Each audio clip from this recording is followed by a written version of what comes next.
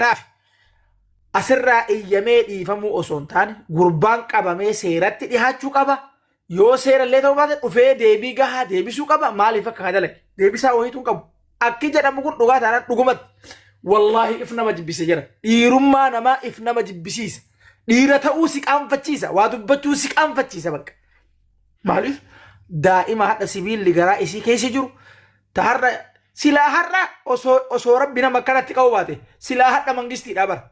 Waan teenna taateef gaqqabamte malee osoo hadha kutaa osoo nama biraa taate osoo lammii biraa taate tadaawwiif itti dhufanii ziyaaranii bara. Jaartii silaa akka nugusaatti ziyaaramtutu carraan bakka malee nama dhaabaa. Hireen ammoo waan hireen nama goote hiriyyaan namaan coorti. Dhugaa isii irratti hin allaggaxinaa. Dhugaa isii irratti afaan hin daddarbinaa. Waan jirtu godhaafi gaafadhaafi dhugaa rabbi waan jiru hundaan gargaarsa fedhe barbaachifnaan faana buunee gargaaruun dirqama. Mucaan kun ammoo isiin gargaaramuudhaaf dhimmi mucaa kanaa gadi fageenyaan laallamuu qaba jechuudha. Dhugumatti wallaahi billaahi kun waan nama raffisne. Dhugaa mucattiitiif osoo hin taane Oromoon dhugaa teessan barbaadadha. Kalee ilmaan tana isintu guddisaa ture.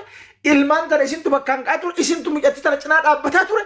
Hadha ammoo mucattii isin cinaa dhaabbattanii madaa isii fayyiftan osoo hadha naasuu kanaan mucattiin tun operaasyoona osoo dhoote maal godhan daa'imman osoo hadha maraatte osoo xash jette daa'imman tun maal taate jiran eessatti hafti daa'imman tun carraan daa'imman tanaa maali daa'imman tun ilma namaati boru waan jarri taatu hin beekamu inni waan inni bahu argine bara amma abbaasan wanni inni bahu kanuma hin jiru kana booda wanni inni ta'u hin jiru injiinara piroofeesara nu ta'aaf wanni isa eegan hin jiru daa'imman waan jarri baatu hin beekne tana har'a osoo haati tun irraa garaan isii naasuudhaan dhoohe dubartiidha ka fayyaa qabu akka ta'u hin beeytanii jaalala caala as biratti maswaati meeqa kafalte maswaatinati meeqa kafalte as biratti kanaaf nu hundi cinaa isii dhaabbannee dhugaa isii barbaaduufin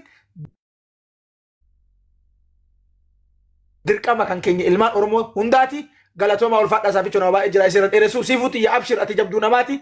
Namni jabaan ammoo waan xiqqoo tanatti hin cabu rabbiin ammoo sifatane rabbiin ammoo akka sifatane kanatti sin hambisu wallahi rabbi ilmaan teetiin ara si galfachiisa amrii tantee rabbii kee irra kaayadhu imimmaan kee rabbii keetitti mooyi abshir kanaaf sammuu teelleen dhabin ufilleen dhabin ati jiraannaa wanti hunduun jiraata ati intala Oromoo birattis kabaja qabdu intala rabbiin biratti illee kabaja qabdu rabbi kennaa ati hin dandeenye sin baachifne akka ati dandeettu beekaa rabbi sii kenne malee abbaan qabeenyaa baay'ee jira ka ilma tokko cadhabee kadhatu silaa rabbi isaa kenna hin dandeetti gabrittiin tiyatun hin obsiti hin sabarti jedhee rabbi sii kennee si fatane fatanaa keessa jirta ehee fatanaa maala faan lebbish mawdaq የለብሽ ምናዲ ጠንካራ ነች ጀግና ነች ወርቅ ራሱ ወርቅነቱ የምታወቀው በስንት ሰዓት ተፈትሾ አይደለ እየተፈተሽ ነው እናት እየተፈተንሽ ነው ይሄን ፈተና በብርቱ እንደ ድሮ ማለፍ አለብሽ ጠንክሪ ጀግና ሴት ነሽ እጅ እንዳሰጪው ደግሞ ኡጋ እረት አባን ፈደ ሲፈረዳበታ ከጎንሽ ነን ሁላችንም ረቢ ዋን ከንኪ ሀቀቴ ሲያባሱ ኡልፋዳ ሳፊቾ ገለቶማ ይቹ በርባዳ ባባ ከያ ኡልፋዳ ኦሮሞ ያደ ገባብሳ ኦኬ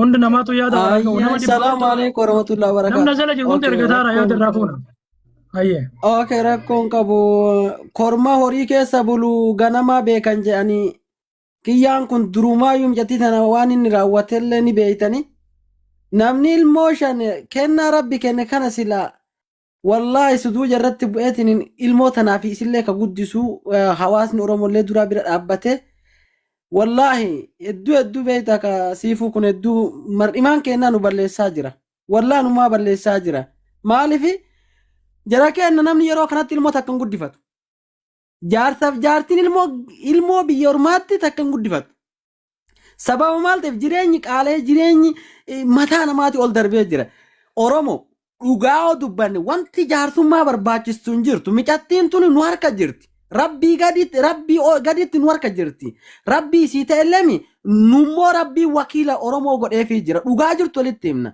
irra qaqqabaan deemnu nama kaanuu handaara deeggarraami dubbiin siifuu tuni wallahi rabbiillee numaa Oromoo kana rabbii waliin nu buufti dhugaan isii ummata keenya bira jirti hawaasa bira jirti jaarsummaan qabdu gurbaan biyya Itoophiyaa jira biyya seera qabdu jira yeroo kanatti miidiyaan kun bakka baragaa jechuudha hayxii isillee hayxii Oromollee gurbaan kun nyaate akka hin baane immoo ifaan bilisa kuni rakkoo guddatti ofii of galche siifun immoo wallahi nutu bira jira rabbii gaditti uummata akka rakkattu immoo gurbaan kun siyaasaan inni irratti dalagee isirratti ilmoo gate ilmoo kana mara raggate rabbi illeen sodaanne aboo zabana kana yahudanuu akkan hojjattu bineensi haahuu jedhee alaa yuusuu akkan hojjatu jechuudha.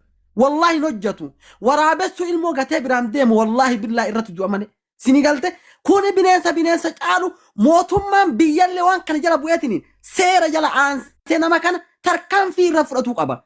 Nuti illee uummanni Oromoodha siifu harkan kennitu abshir sibira jirra hiyyaadin akka nama jaarsa keeti olitti Oromoo qabdaati. Hawaasa kee qabda. Kanaafuu waan inni dalage kuni wallahi ummata Itoophiyaa guutuu mormaa gadi qala gurbaan kun Oromoo irra darbee jechuudha. Wanti kana achi hin jiru. Mootummallee waan kan tarkaanfii guddaarra fudhate jala kana jira baan seerallee kana jala miidiyaa kana jala jira jechuudha.